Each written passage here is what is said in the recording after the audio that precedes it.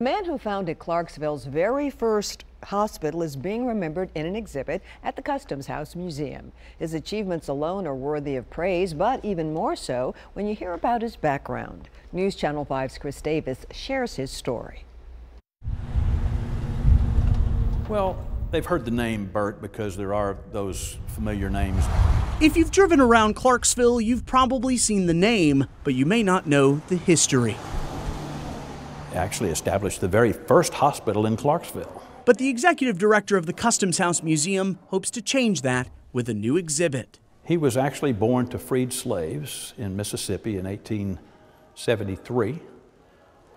Became a graduate then in 1897 of Meharry Medical College in Nashville, of course. In 1906, Dr. Robert Burt founded the Home Infirmary, officially Clarksville's first hospital, on a hill overlooking Riverside Drive. And he had a whole staff. His wife was his lead nurse. Initially, the hospital only served African-American patients, but expanded to all ethnicities, primarily because of Dr. Burt's skills. And his procedures were so highly regarded that he was, other physicians would visit here just to observe his practices, particularly in obstetrics. He was apparently just an amazing obstetrician, one of the earliest to perform cesarean sections. For a time, Dr. Burt even did all of the births for military wives before Fort Campbell got their own hospital. While the hospital that Dr. Burt started in Clarksville no longer stands, this school does that was named in his honor.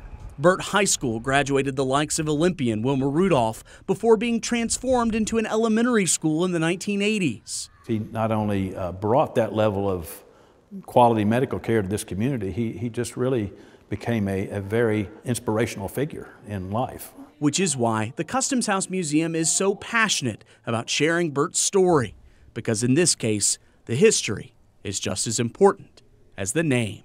His legacy lives on today because people recognize that he was indeed a giant in his profession and in his community life. In Clarksville, Chris Davis, News Channel 5.